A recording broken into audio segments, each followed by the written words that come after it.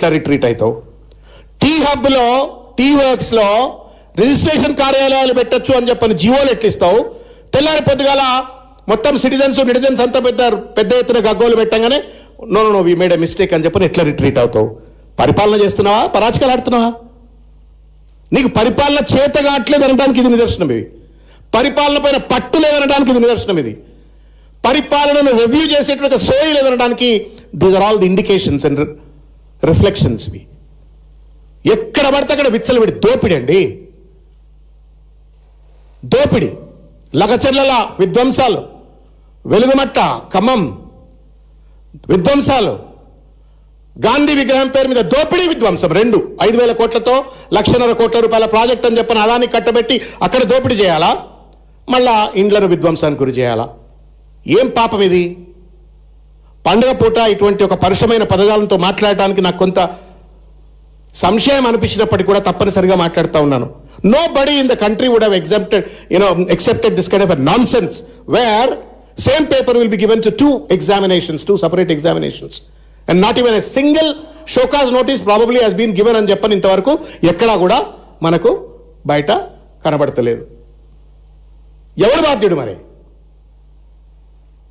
ఇది బయటకు వచ్చింది అయితే లోపల ఎంత గుడిపుటాన్ని జరుగుతూ ఉంది, ఏ పరీక్షలలో ఎంత గుడిపుటాన్ని జరుగుతూ ఉంది. పరిపాలన చేత కాకపోతే రేవంత్ రెడ్డి దీపోవా? మీ దగ్గర ఉన్న చదువుకున్న వాళ్ళు ఎవరైనా ఉంటే వాళ్ళన్న వెలగబెడతారా? విద్యాశాఖ మంత్రి నీకు ఎందుకు మనకి చేత కాకపోతే? ఇంగ్లీష్ పీస్ అనేటువంటి విద్యాశాఖ మంత్రి ఎందుకండి?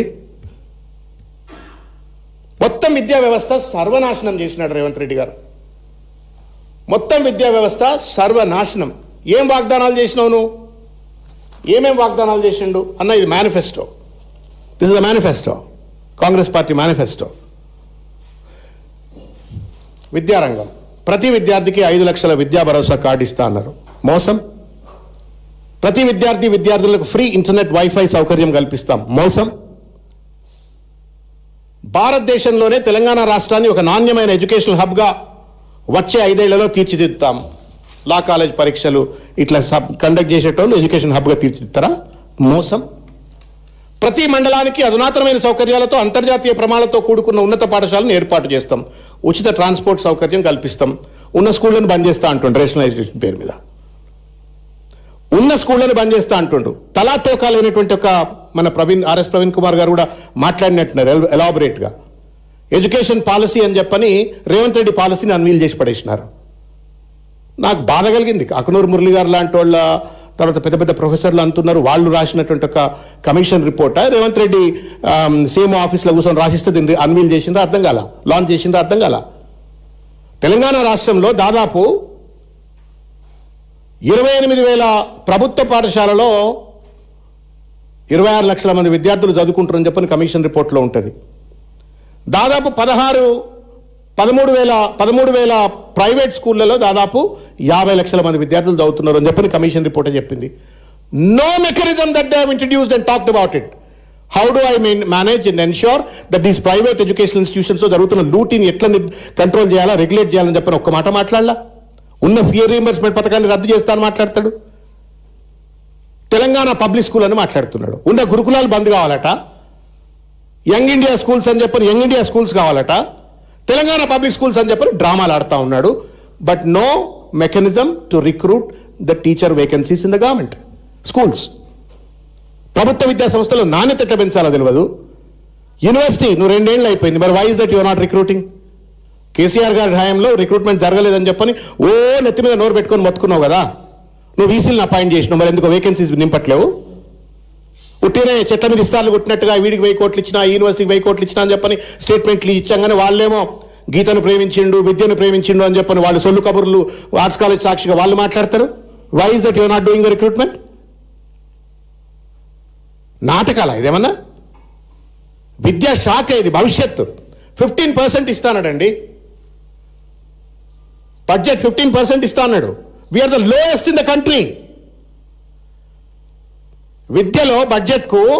విద్యకు బడ్జెట్ కేటాయింపు లోయెస్ట్ ఇన్ ద కంట్రీ. 10,000 కోట్ల రూపాయల ఫీ రియంబర్స్మెంట్ ఇవాళ బాకీ ఉంది. కళాశాలలకు సంబంధించిన వాళ్ళు ఆత్మహత్యలు చేసుకునే పరిస్థితి ఏర్పడ్డది. విద్యార్థులు ఆత్మ న్యూనతాభావంతో ఇవాళ కాలేజీలకు పోతున్నారు ఫీజులు కట్టమని చెప్పని వాళ్ళపైన ఒత్తిడి తెస్తే. కోర్సులు కంప్లీట్ అయినాక సర్టిఫికేట్ ఇస్తలేరు కాలేజీలో, ఎందుకంటే ఫీ రియంబర్స్మెంట్ రాలే, వచ్చినాకనే ఇస్తామని చెప్పని. ఎవరి జీవితాలతో చెలగాటలాడుతూ ఉన్నారు రేవంత్ రెడ్డి గారు విద్యాశాఖ మంత్రిగా? మీరు ఎవరిని ఉద్ధరిద్దామని విద్యాశాఖను మీ దగ్గర పెట్టుకున్నారు? ఒక వెరీ ప్రైమ్ సెక్టర్, అది ప్రైమ్ డిపార్ట్మెంట్. రాష్ట్ర భవిష్యత్తు, దేశ భవిష్యత్తుకు ముడిపడ్డటువంటి ఒక శాఖను నీ కింద పెట్టుకొని గింత అడ్డమైనటువంటి ఒక శాఖలు చేస్తూ ఉంటే, చిల్లర వ్యవహారాలకు పాల్పడతా ఉంటే, దోపిడీకి పాల్పడతా ఉంటే, విచ్చలవిడి అవినీతికి పాల్పడతా ఉంటే ఎవడడగాల నిన్ను?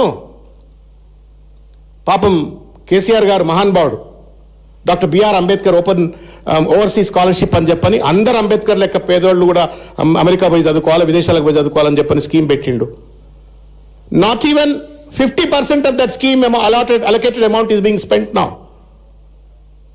ఇక్కడ 100% సాచురేషన్ మోడ్లో గత ప్రభుత్వం ఖర్చు పెడితే 50% కూడా ఖర్చు పెట్టట్లే. పిల్లలు అమెరికాలో చదువుకుంటూ వాళ్ళకి ఫీజులు లేక, ఆ ట్యూషన్ ఫీజు కట్టమని చెప్పని యూనివర్సిటీ అడుగుతుంటే కట్టలేక ఆత్మీయతాభావం ఫోన్లు చేసి పరేషాన్లు అవుతున్నారు. ఎట్లా చేయాలి పిల్లలకు, ఎట్లా కట్టాలని చెప్పని. ఇట్లా రాసుకుంటే రామాయణం, వింటే భారతం అన్నట్టుగా ప్రతి విశ్వవిద్యాలయంలో ప్రతి రీసెర్చ్ స్కాలర్కు నెలకు 10,000 రూపాయల ఫెలోషిప్, ప్రతి జూనియర్ మరియు డిగ్రీ కళాశాలలో పనిచేస్తున్న గెస్ట్ ఫ్యాకల్టీలకు 42,000 జీతం, పీఈటీల రిక్రూట్మెంటు, ఇట్లా ఏమో అండి చెట్ల మీద ఇస్తాలు కొట్టినట్టుగానే మాట్లాడినరు. దీన్ని వేటిని కూడా అమలు చేయకుండా విద్యారంగాన్ని ఇవాళ రేవంత్ రెడ్డి గారు సర్వనాశనం చేస్తూ ఇవాళ దోపిడికి పాల్పడుతున్నటువంటి ఒక పరిస్థితి. నేను చివరిగా ఒక